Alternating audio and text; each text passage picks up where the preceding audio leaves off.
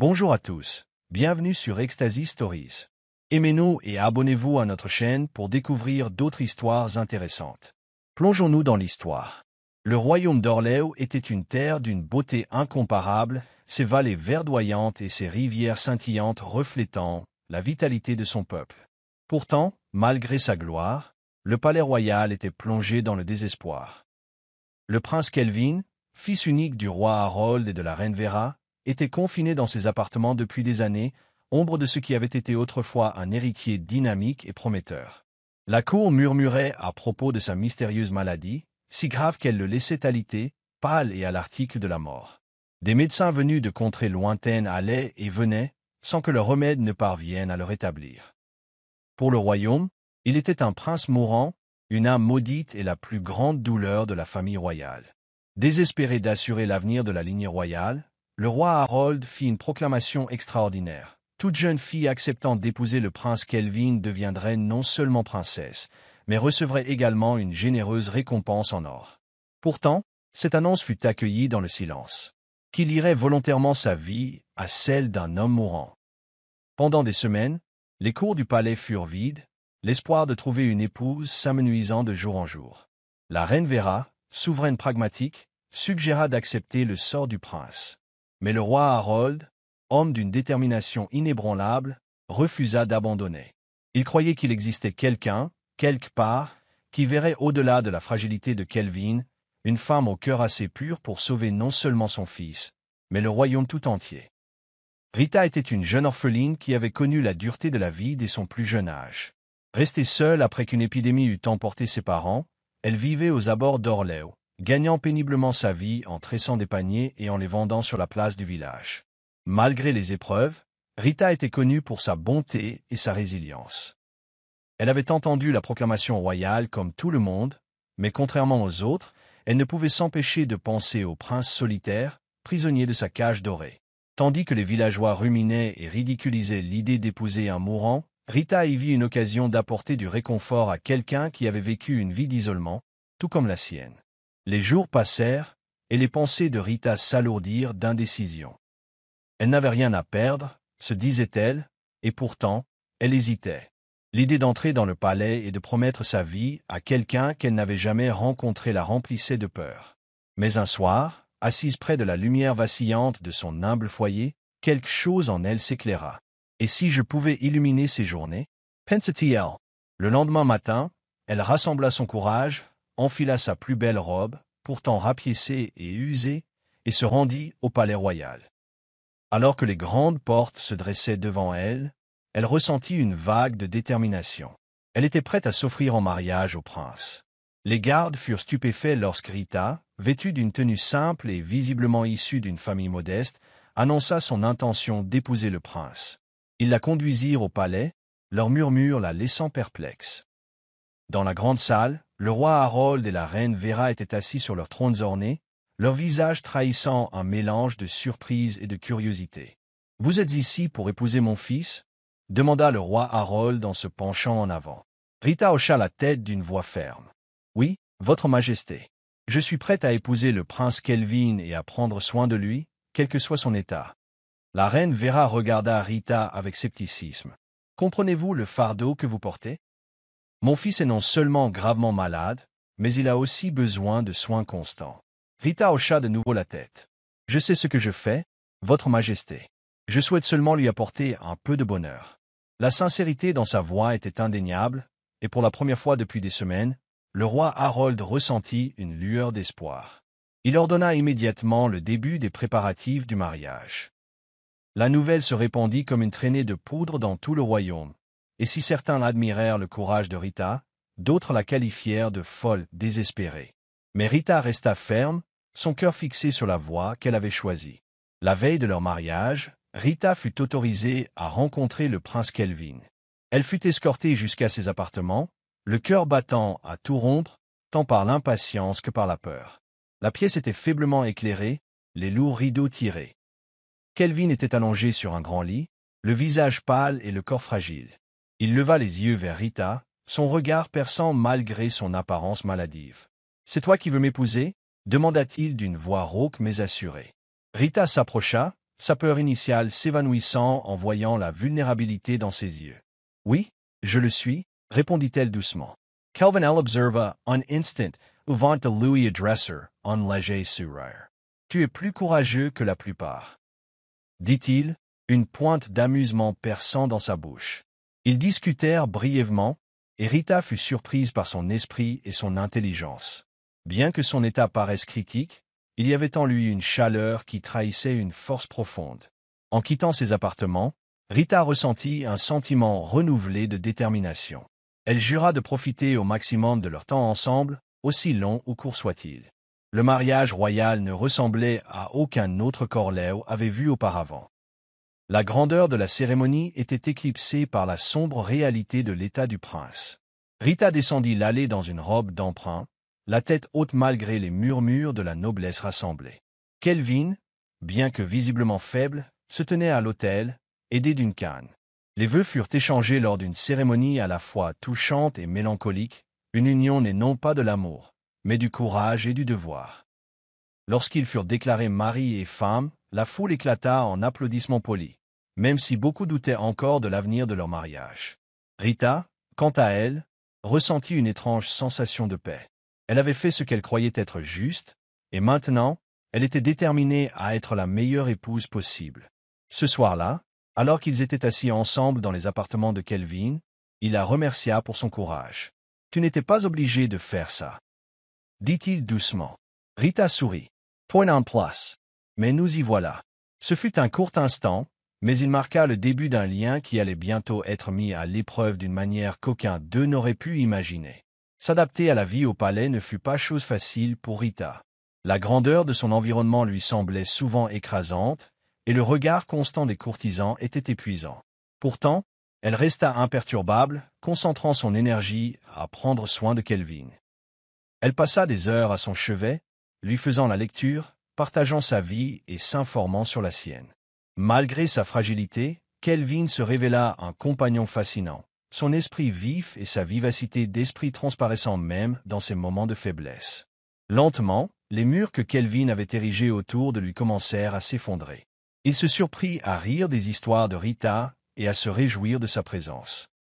Pendant ce temps, le personnel du palais, initialement sceptique à son égard, commença à s'intéresser à elle. Sa gentillesse et son dévouement étaient indéniables, et elle gagna le respect, même des courtisans les plus cyniques.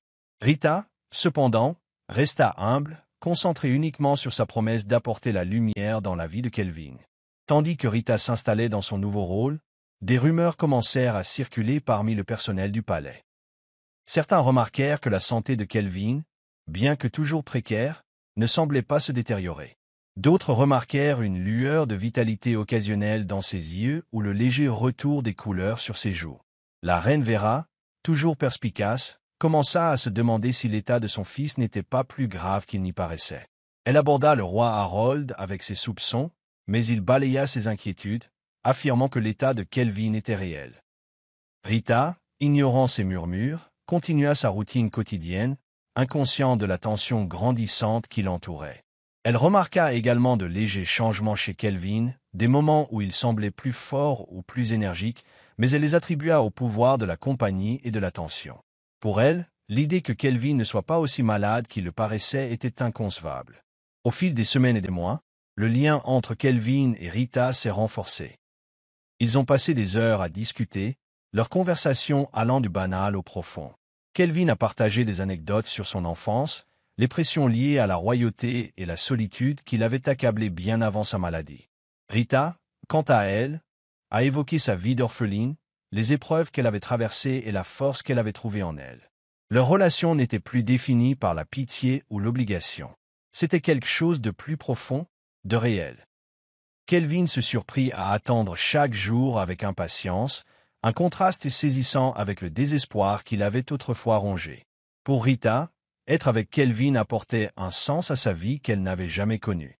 Ensemble, ils commencèrent à rêver d'un avenir qui semblait de plus en plus possible, même si aucun des deux n'osait l'exprimer à voix haute. La reine Vera ne parvenait pas à se défaire de ses soupçons sur l'état de Kelvin. Elle commença à l'observer de plus près, notant les subtils changements dans son comportement et son apparence. Déterminée à découvrir la vérité, Elle demanda l'aide d'un médecin de confiance pour procéder à un examen approfondi. Les résultats furent peu concluants, mais ils soulevèrent plus de questions que de réponses. Vera confronta directement Kelvin, exigeant de savoir s'il cachait quelque chose. Kelvin, pris au dépourvu, parvint à éluder ces questions, insistant sur le fait qu'il se sentait simplement mieux grâce aux soins de Rita. Mais Vera n'était pas convaincue. Elle commença à soupçonner un secret plus profond, impliquant non seulement Kelvin, mais peut-être aussi le roi. Sa détermination à découvrir la vérité grandissait de jour en jour. Le roi Harold, lui aussi, observait attentivement la situation. Contrairement à Vera, il était au courant du secret. Kelvin n'était pas vraiment malade. La maladie n'était qu'une ruse, un plan désespéré imaginé par le père et le fils pour trouver une épouse qui aimerait Kelvin pour ce qu'il était vraiment, plutôt que pour son titre ou sa fortune. Constatant le dévouement sincère de Rita envers son fils, Harold commença à s'interroger sur la moralité de leur plan. Kelvin, cependant, était déchiré. Il avait fini par s'attacher profondément à Rita, mais la culpabilité de l'avoir trompée pesait lourdement sur sa conscience. Il voulait lui dire la vérité, mais il craignait sa réaction. Se sentirait-elle trahie? Le quitterait-elle? Au fil des jours, ce secret devint un fardeau insupportable, menaçant de briser le fragile bonheur qu'ils avaient bâti ensemble. La culpabilité de Kelvin s'accrut en voyant Rita prendre soin de lui sans relâche. Chaque geste gentil, chaque mot doux, chaque instant de son dévouement désintéressé lui rappelait l'énorme mensonge qu'il vivait. La nuit, il restait éveillé, les yeux rivés au plafond, déchiré entre ses sentiments grandissants pour Rita et la tromperie qui les avait réunis. Il commença à éviter son regard, craignant qu'elle ne lise la vérité dans ses yeux. Rita, remarquant son attitude renfermée, supposa que son état empirait. Elle redoubla d'efforts, restant à ses côtés plus longtemps et négligeant ses propres besoins. Le roi Harold commençait lui aussi à regretter cette ruse élaborée. Voyant l'amour sincère de Rita pour Kelvin, il ne put s'empêcher d'éprouver de la honte pour son rôle dans cette tromperie. Lors d'une conversation privée avec Kelvin, il suggéra de tout avouer. Elle a fait ses preuves, Kelvin, dit Harold fermement. Tu ne peux pas continuer à l'y mentir. Elle mérite de connaître la vérité. Mais Kelvin, terrifié à l'idée de perdre la seule personne qui avait vraiment pris soin de lui, secoua la tête.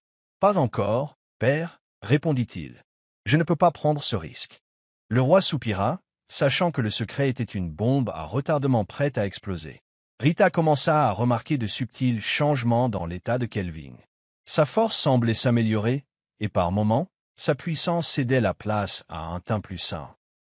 Au début, elle attribuait ces changements aux soins qu'elle lui prodiguait et aux remèdes à base de plantes qu'elle lui avait préparés. Mais avec le temps, les anomalies de sa maladie devinrent plus difficiles à ignorer. Un après-midi, elle surprit Kelvin, seul près de la fenêtre, contemplant les jardins. Lorsqu'il la remarqua, il se laissa tomber sur sa chaise, feignant la faiblesse. Déconcertée et inquiète, Rita décida de se confier à la reine Vera. Celle-ci, déjà méfiante, écouta attentivement Rita lui raconter les étranges événements. « Je ne comprends pas, » dit Rita d'une voix tremblante. « Est-il possible que le prince aille mieux? Ou y a-t-il autre chose que j'ignore ?» La reine Vera, bien que profondément en proie à un conflit intérieur, choisit de ne pas révéler ses soupçons pour l'instant. Elle assura plutôt à Rita qu'elle enquêterait sur la question, tout en jurant silencieusement de découvrir la vérité. Déterminée à trouver des réponses, la reine Vera commença à enquêter discrètement. Elle interrogea les médecins du palais, fouilla le dossier médical de Kelvin et l'observa attentivement. Plus elle creusait, plus il devenait évident que sa maladie était une invention. Un soir, elle affronta le roi Harold, les yeux brillants de fureur. « Depuis combien de temps me mens-tu » demanda-t-elle. Harold tenta d'expliquer le raisonnement, soulignant que tout cela avait été fait pour retrouver l'épouse qui aimait véritablement Kelvin. Mais Vera était furieuse. « Tu as trompé non seulement le royaume, mais aussi une jeune fille innocente qui a tout abandonné pour lui. » Siffla-t-elle. La dispute entre le roi et la reine laissa Harold désemparé. Il savait que Vera avait raison, mais il ne pouvait pas défaire ce qui avait été fait. Pendant ce temps, Rita, sentant la tension monter au palais, se sentait de plus en plus isolée. Elle ne parvenait pas à se défaire du sentiment qu'on lui cachait quelque chose, mais elle ne savait pas à qui faire confiance. Le trouble intérieur de Kelvin atteignit son paroxysme un soir où Rita le trouva assis seul dans les jardins royaux. Le clair de lune illuminait son visage et, pour la première fois, il parut véritablement vulnérable. « Kelvin, qu'est-ce qui ne va pas ?» demanda doucement Rita. Il hésita, le cœur battant la chamade. « Rita, j'ai quelque chose à te dire » commença-t-il d'une voix à peine plus forte qu'un murmure. Mais avant qu'il puisse continuer, un bruit de pas approchant les interrompit. C'était le roi Harold, l'air tendu. « Kelvin, il faut qu'on parle » dit Harold en jetant un regard entendu à Rita. Sentant l'urgence, Rita s'excusa à contre-cœur, bien que sa curiosité fût piquée. Kelvin la regarda partir, laissant filer une fois de plus l'occasion de se confesser. Se tournant vers son père, il dit « Je ne peux pas continuer comme ça, père. Elle mérite la vérité. » Harold hocha la tête solennellement. « Alors dis-lui. Mais préparez-vous aux conséquences. » Le lendemain, Kelvin convoqua Rita dans ses appartements. Il était pâle, non pas à cause de la maladie, mais de la peur. Lorsqu'elle entra, il lui fit signe de s'asseoir. « Rita, » commença-t-il d'une voix tremblante, « il y a quelque chose que tu dois savoir. Je n'ai pas été honnête avec toi. » Le cœur de Rita se serra en écoutant Kelvin raconter la vérité, le complot, la fausse maladie et la raison. C'était un plan pour trouver quelqu'un qui m'aimerait pour qui je suis. Pas pour mon titre ou ma fortune, expliqua-t-il, le regard implorant sa compréhension. Rita était stupéfaite, l'esprit bouleversé. L'homme à qui elle s'était dévouée, celui pour qui elle avait pris goût, l'avait trompée. Alors, tout cela n'était qu'un mensonge, murmura-t-elle, les larmes aux yeux. Kelvin lui prit la main, mais elle la retira. « Rita, je n'ai jamais voulu te blesser. Je tiens profondément à toi. Crois-moi. » Mais Rita ne put répondre. Elle se leva et quitta la pièce, le cœur lourd de trahison. Rita passa la nuit dans sa chambre, incapable de dormir. Elle se sentait humiliée, exploitée et le cœur brisé. L'homme qu'elle croyait sauvé avait orchestré une ruse élaborée, et le royaume qu'elle avait commencé à aimer s'était rendu complice de cette tromperie. Les souvenirs de leur vie commune semblaient désormais souillés, le lien qu'ils avaient partagé brisé. Au matin, Rita avait pris sa décision. Elle ne pouvait pas rester au palais, pas après ce qu'elle avait appris. Elle fit ses bagages et se prépara à partir, même si l'idée de laisser Kelvin derrière elle lui faisait mal au cœur. Elle l'avait aimé, ou du moins la version de lui qu'elle croyait réelle. Maintenant, elle ne savait plus quoi ressentir. Kelvin fut dévasté lorsqu'il apprit que Rita prévoyait de partir. Il essaya de la voir, mais elle refusa de le laisser entrer. Désespéré, il demanda conseil à son père. « Que dois-je faire, père ?» demanda-t-il d'une voix brisée. Le roi Harold, accablé par la culpabilité, dit « Tu dois te battre pour elle, Kelvin. Si tu tiens vraiment à elle, tu dois lui montrer que tes sentiments sont sincères. » Kelvin prit les paroles de son père à cœur. Il écrivit à Rita une lettre sincère, lui dévoilant ses émotions et la suppliant de lui donner une chance d'arranger les choses. Il la laissa devant sa porte, espérant qu'elle la lirait. Mais les heures passant sans réponse, Kelvin commença à craindre de l'avoir perdue à jamais. Rita retourna là où elle avait grandi, cherchant du réconfort dans son environnement familier. Les villageois l'accueillirent avec joie, même s'ils étaient curieux de savoir pourquoi elle avait quitté le palais. Rita garda les détails pour elle, refusant de partager la douleur de sa trahison. Elle se consacra au travail, espérant que le travail physique l'aiderait à oublier. Mais malgré tous ses efforts, elle ne parvenait pas à cesser de penser à Kelvin. Elle se souvenait des moments où il lui avait semblé si sincère, de leur rire partagé et de son regard. Malgré sa colère, une part d'elle-même le désirait encore. Incapable de supporter l'idée de perdre Rita, Kelvin décida de se rendre lui-même au village. Déguisé en civil pour ne pas attirer l'attention, il arriva un après-midi, déterminé à la reconquérir. Il la trouva en train de tresser des paniers, à l'ombre d'un grand arbre. Elle leva les yeux, surprise de le voir approcher. « Que fais-tu ici ?» demanda-t-elle d'une voix glaciale. « Je suis venu m'excuser, » dit Kelvin avec sincérité. « Je sais que je t'ai blessé, Rita, et je ne me le pardonnerai jamais. Mais mes sentiments pour toi sont sincères. Je tiens à toi plus que je ne peux le dire, et je ferai tout pour te le prouver. » Rita écoutait, le cœur brisé. Elle voulait le croire, mais la blessure était encore vive. « Il faudra faire plus que prononcer ces mots, » dit-elle doucement en retournant à son travail. Kelvin resta au village, déterminé à faire ses preuves. Il aida Rita dans son travail, essuyant les moqueries des villageois qui le reconnaissaient. Il écoutait ses histoires, partageait ses difficultés et lui révélait une facette de lui-même, sincère et sans complexe. Petit à petit, Rita commença à voir l'homme dont elle était tombée amoureuse. Encore une fois, non pas comme un prince, mais comme une personne. Un soir, alors qu'ils étaient assis près du feu, Kelvin prit la main de Rita. « Je sais que je ne mérite pas ton pardon, dit-il, mais je veux passer ma vie à me racheter. S'il te plaît, donne-moi une chance. » Rita le regarda dans les yeux et ne vit que de l'honnêteté. Ses remparts commencèrent à s'effondrer, et pour la première fois depuis son départ du palais, elle sourit. « Tu devras le mériter, » dit-elle. Et Kelvin jura qu'il le ferait. Le lien entre Rita et Kelvin commença peu à peu à se régénérer à mesure qu'ils passaient plus de temps ensemble au village. La sincérité des efforts de Kelvin toucha profondément Rita, et elle commença à percevoir la vérité dans ses paroles.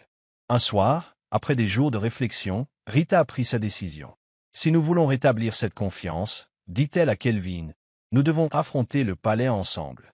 La vérité doit être révélée à tous. » Kelvin accepta, sachant que le chemin à parcourir serait difficile mais nécessaire. De retour au palais, l'atmosphère était tendue. Les courtisans furent surpris de revoir Rita, et la reine Vera la considéra avec un mélange de respect et d'inquiétude. Rita s'adressa à la cour aux côtés de Kelvin, racontant la vérité sur sa prétendue maladie et ses causes. Son honnêteté désarma l'assemblée, et si certains furent indignés par cette supercherie, beaucoup admirèrent son courage. Le roi Harold présenta des excuses publiques à Rita, reconnaissant les failles de leur plan et exprimant sa gratitude pour son pardon. La révélation de la tromperie du prince se répandit rapidement dans tout Orléans. Le peuple était divisé. Certains étaient indignés que la famille royale se soit abaissée à une telle supercherie, tandis que d'autres admiraient le courage de Rita d'avoir choisi de rester. Rita devint une figure fascinante, une humble orpheline qui avait résisté à la trahison et en était sortie plus forte. Rita, cependant, gardait les pieds sur terre. Elle se fichait de l'opinion des autres. Elle se concentrait sur la reconstruction de sa relation avec Kelvin et sur sa place au palais. Kelvin, de son côté, commença à prendre des mesures pour redorer son blason. Il visita les villages, rencontra les habitants et s'excusa pour ses actes. Grâce à ses efforts, il commença à regagner la confiance du royaume, interaction après interaction. Le roi Harold, voyant l'évolution de Kelvin, décida qu'il était temps pour son fils d'assumer davantage de responsabilités. Il chargea Kelvin de gérer un conflit royal concernant les droits fonciers, une affaire qui avait semé le trouble parmi les nobles. Kelvin, bien que nerveux, demanda conseil à Rita. Sa sagesse pratique et sa compréhension du peuple se sont révélées précieuses. Ensemble, ils ont élaboré une solution satisfaisante pour les deux parties. Le succès des négociations a marqué un tournant pour Kelvin. Il a renforcé sa confiance et a démontré à la cour qu'il était capable de diriger. Le rôle de Rita dans la résolution ne passa pas non plus inaperçu. Nombreux furent ceux qui commencèrent à la considérer comme bien plus que la simple épouse du prince. Elle fut une partenaire précieuse dans son parcours vers un souverain digne de ce nom. Tandis que Kelvin assumait de plus en plus de responsabilités royales, Rita se mit à explorer son nouveau rôle au palais. Elle lança des initiatives pour améliorer la vie des orphelins d'Orléans, s'inspirant de sa propre expérience. Les enfants l'adorèrent et ses efforts redonnèrent un sens à sa vie. Le palais, autrefois un lieu d'une froide grandeur, commença à ressembler à un foyer. La relation de Kelvin et Rita s'épanouit. Ils redécouvrirent le plaisir de se retrouver, et leur amour se renforça de jour en jour. Bien que le souvenir de leur trahison initiale persistât, ils ne définissaient plus leur lien. Ils rappelaient plutôt le chemin parcouru. La paix à Orléans fut perturbée par l'annonce d'un conflit imminent avec un royaume voisin. Le roi Harold convoqua son conseil pour élaborer une stratégie, mais la tension était palpable dans la salle. Kelvin, désireux de faire ses preuves, se porta volontaire pour mener les efforts diplomatiques visant à éviter la guerre. Rita le soutint sans réserve, lui offrant conseils et encouragement. Les négociations furent intenses, mais la confiance retrouvée de Kelvin et la sagesse de Rita formèrent une alliance redoutable. Ensemble, ils parvinrent à négocier un traité qui non seulement évita la guerre, mais renforça également les liens entre les deux royaumes. Leur succès fut célébré dans tout Orléans, consolidant leur position de futurs dirigeants du royaume. La reine Vera, qui s'était montré sceptique à l'égard de Rita depuis le début, finit par l'aborder avec douceur. « Tu m'as prouvé que j'avais tort, » admit-elle d'une voix teintée de fierté. « Tu as fait preuve de résilience, de sagesse et de grâce sous la pression. Je suis heureuse que mon fils vous ait choisi. » Rita, touchée par les paroles de la reine, la remercia et exprima son espoir de voir leur relation se resserrer à l'avenir. Cette conversation marqua un tournant important dans leur relation. Vera commença à impliquer Rita dans les affaires royales, la conseillant sur les subtilités de la politique de cour. Les deux femmes, autrefois méfiantes l'une envers l'autre, développèrent un respect mutuel qui renforça l'unité de la famille royale. Pour célébrer la paix et la stabilité retrouvées à Orléans, le roi Harold annonça une grande fête. L'événement réunit nobles et roturiers, témoignant de l'unité que Rita et Kelvin avaient tant œuvré pour promouvoir. Musique, festins et rires régnaient au cœur de la fête, contrastant fortement avec l'atmosphère sombre qui régnait autrefois au palais. Durant les festivités, Kelvin surprit Rita par un discours touchant. Il a publiquement reconnu ses sacrifices, sa force et son rôle dans sa transformation en un homme meilleur. « Rita, » a-t-il dit d'une voix ferme mais pleine d'émotion, « tu m'as appris le sens de l'amour, du courage et du pardon. Je suis fier d'être à tes côtés, maintenant et pour toujours. » La foule applaudit bruyamment et Rita, submergée par l'émotion, le serra dans ses bras. Au fil des ans, l'amour de Rita et Kelvin s'approfondit. Ils accueillirent leur premier enfant, une fille prénommée Elara, dont la naissance apporta la joie au royaume tout entier. Les responsabilités parentales étaient intimidantes, mais Rita et Kelvin les affrontèrent avec la même détermination qu'ils avaient démontrée en surmontant leurs difficultés passées. Elara devint un symbole d'espoir pour l'avenir d'Orléans, son rire remplissant le palais d'une chaleur qu'il n'avait jamais connue. Le dévouement de Rita envers sa fille et son royaume lui valut l'admiration de tous, consolidant sa place parmi les reines les plus aimées d'Orléans. Le roi Harold, alors au crépuscule de sa vie, décida d'abdiquer, transmettant la couronne à Kelvin et Rita. Ce couronnement fut un moment de triomphe pour le couple, l'aboutissement de leur parcours, de la tromperie à la rédemption. Harold, fier de la croissance de son fils et de la force inébranlable de Rita, se retira paisiblement, satisfait de savoir qu'Orléans était entre de bonnes mains. Alors que Kelvin et Rita prêtaient serment de roi et de reine, ils repensèrent aux épreuves qui les avaient menés à ce moment. Leur parcours avait été loin d'être facile, mais il avait forgé un lien indéfectible, un amour qui les guiderait tandis qu'ils menaient leur royaume vers une ère nouvelle. Sous le règne du roi Kelvin et de la reine Rita, Orléans prospéra. Leur leadership apporta la prospérité, leur compassion inspira la loyauté et leur amour mutuel servit d'exemple à tous. Les initiatives de Rita en faveur des plus démunis transformèrent la vie de nombreuses personnes, tandis que les talents de diplomate de Kelvin assurèrent une paix durable avec les royaumes voisins. Alors qu'ils se tenaient ensemble sur le balcon du palais, contemplant leur royaume florissant, Kelvin se tourna vers Rita et dit « Je n'aurais jamais imaginé qu'un mensonge puisse mener à quelque chose d'aussi réel, d'aussi beau. Merci de m'avoir pardonné, d'être resté à mes côtés. » Rita sourit, le cœur rempli. « Je n'aurais jamais imaginé pouvoir aimer quelqu'un aussi profondément, » répondit-elle. « Ensemble, nous avons accompli quelque chose d'extraordinaire. Et grâce à cela, le royaume d'Orléans, autrefois plongé dans le désespoir, a retrouvé la lumière de l'espoir et de l'amour. »